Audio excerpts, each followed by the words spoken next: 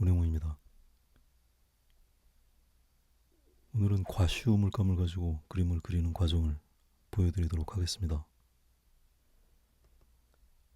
이 물감은 제가 언제 사놨는지 기억도 나지 않을 만큼 굉장히 오래된 물감입니다. 빼베오라는 프랑스 회사에서 나온 제품인데요. 요즘은 케이스도 이렇게 나오지 않는 것 같더라고요. 이게 56,000원. 가격도 기억이 나지 않을 만큼 되게 오래된 물감이네요. 너무 사놓은 지 오래돼서 물감 뚜껑도 잘 열리지 않을 만큼 되게 오래됐습니다.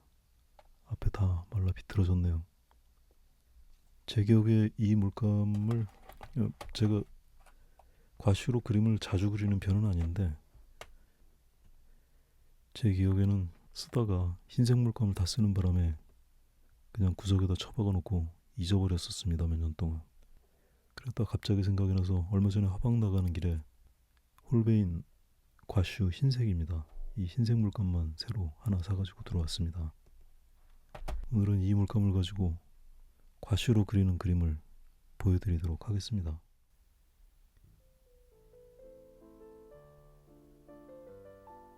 과슈라는 재료가 수채화나 유화만큼 일반적이진 않아서 잘 모르시는 분들도 많으실 것 같습니다. 일반적이지 않은 만큼 저도 자주 사용하는 재료는 아닙니다. 이 물감이 제가 처음이자 마지막으로 사본 유일한 과슈 물감입니다. 과슈 물감은 특별한 건 아니고 그냥 불투명 수채화 정도로 생각하시면 될 것 같습니다. 수채화는 물의 양으로 밝기를 조절을 하는 반면 과슈화는 흰색을 활용해서 명도를 조절하는 게 가장 큰 차이입니다. 따라서 과슈화는 불투명한 결과를 만들어내기 때문에 약간은 유화나 아크릴화와 비슷한 느낌으로 보이기도 합니다. 보통은 초반부터 물을 적게 타서 불투명하게 진행하는 경우가 많은데 이 그림은 더 다양하고 거친 느낌을 위해서 비교적 물을 많이 사용해서 진행합니다. 지금까지의 과정은 수채화와 비슷한 물의 농도라고 볼 수 있겠습니다.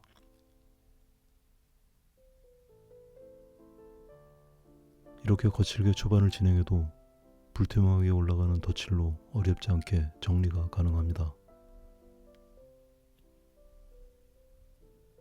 지금부터는 중간 정도의 농도로 덧칠을 진행합니다. 이 정도의 농도까지는 부드러운 둥근 붓을 사용하는 게 편합니다. 붓은 재료의 농도에 따라서 선택을 하게 되는데 재료가 묽을수록 부드러운 붓을 사용하는 경우가 많습니다. 잘 아시는 것처럼 수채화는 묽은 농도로 그리는 경우가 많아서 부드러운 붓을 사용하고 유화는 물감이 아주 된 농도를 가지고 있어서 빳빳한 재질의 붓을 사용합니다. 그 중간 정도의 아크릴 물감이 있는데 아크릴화는 아크릴 붓이 따로 있습니다. 물론 화풍과 취향에 따라서 붓을 혼용해서 사용하는 경우도 있지만 대체로 물감의 점도에 맞는 붓을 선택하는 게 일반적입니다. 지금 정도의 물감의 점도는 부드러운 둥근 붓이 움직이기에도 적합하고 물감을 머금는 양도 많아서 넓은 면을 도포하는 데 효율적이기도 합니다. 아직은 정교한 묘사가 필요한 과정이 아니라서 다소 거칠더라도 다양한 색과 명도를 전개합니다. 보시는 것처럼 조금만 두껍게 칠해도 밑색이 덮여버려서 분위기가 빠르게 변해갑니다. 처음 칠했던 물 원점도 덧칠 한 번에 사라져버립니다. 즐겨 사용하는 재료가 아니라서 밑색을 적절하게 활용하기에 익숙하지 않은 면이 있습니다.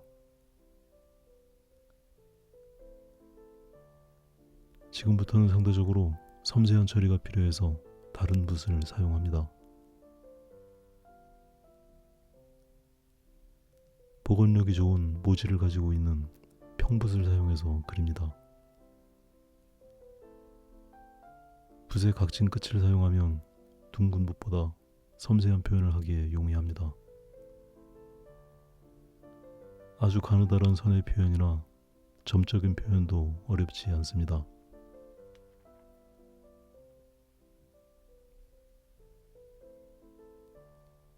과슈 물감은 짜놓으면 금방 말라버립니다.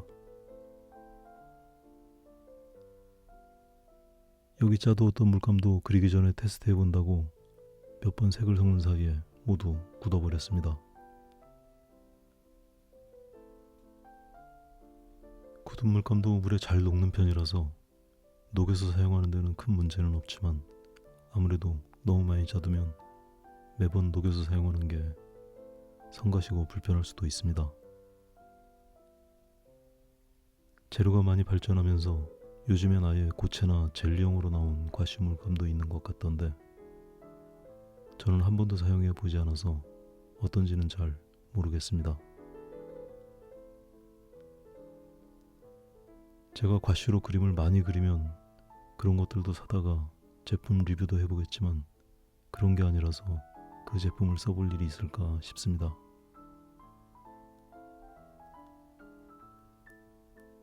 초반에도 말씀드린 것처럼 불투명한 재료들은 대부분 흰색으로 명도를 조절하는 경우가 많습니다. 그래서 유화나 아크릴이나 이런 과슈 물감도 다른 색에 비해서 흰색 물감의 소모량이 아주 많습니다. 항상 그런 건 아니지만 제 경우에는 다른 색에 비해서 최소 3배 이상 많이 쓰는 것 같습니다. 그래서 이렇게 세트로 구성된 제품은 항상 흰색이 먼저 떨어져서 낱개로 구매하기 귀찮으면 구석에 처박아 버리는 경우가 생깁니다.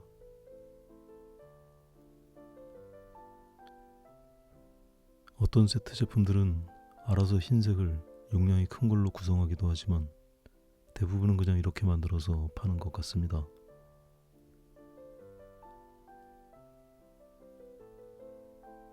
한참 투덜거리다 보니까 그림이 후반 작업에 들어갔습니다.